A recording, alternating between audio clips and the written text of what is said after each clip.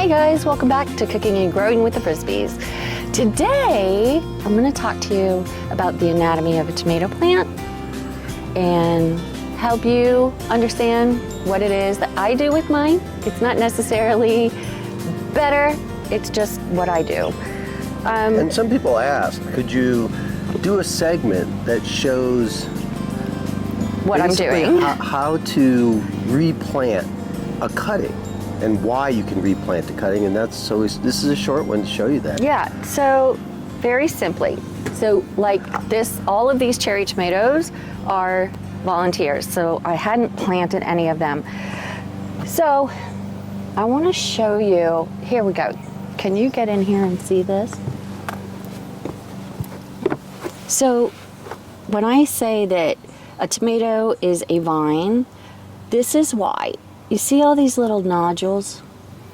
Those would all turn into roots if I allowed this to just lay over and sprawl across the ground. So that's why those look like that. And we prefer to trellis primarily because it's supposed to, so in theory, it keeps more disease off of your plants.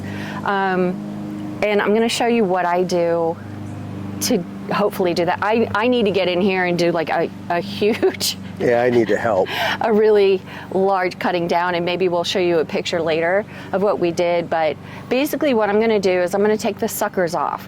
So suckers are basically what grows in between a little armpit, if you will.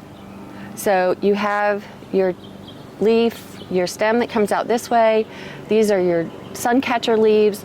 Those are going to be the big ones, right? They are literally there to soak up the sun and give you beautiful big tomatoes. So what we do is just go ahead and take this guy off. I don't want him, but see all the little hairs there? Hard to see. Hang on. If you put this in the ground, it will grow you a tomato. I know, it sounds crazy, but look what I did last week. See the little itty bitty one? I just literally stuck it in the ground. Made a hole, stick it in the ground. That will grow another tomato plant. That will grow into one of these tomato plants. So because I don't want this here, because we already have too many plants, I'm going to pull it out. But I will show you in just a week's time.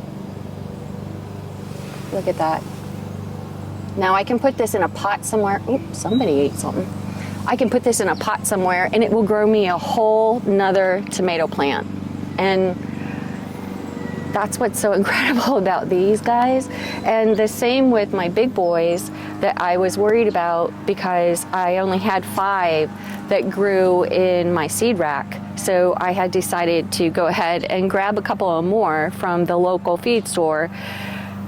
But then I'm like, well, I can do the same thing here. I can cut this guy off and I can put him in the ground and he will give me a whole nother tomato plant within weeks. So here's what I'll say, and I've had this conversation with several people.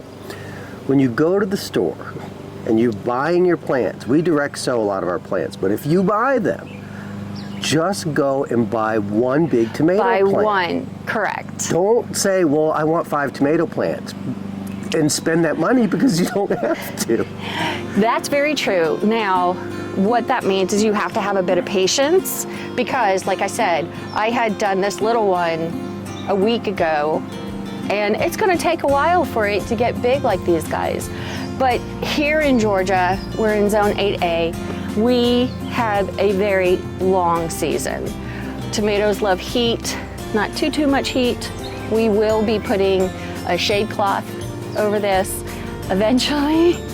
At some point today, maybe not today, probably next week.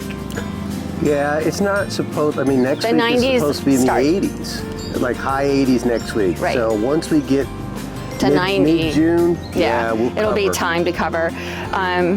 But yeah, so that is your anatomy of a tomato. Thanks for joining, guys. Thanks, guys. See you soon. Grow food.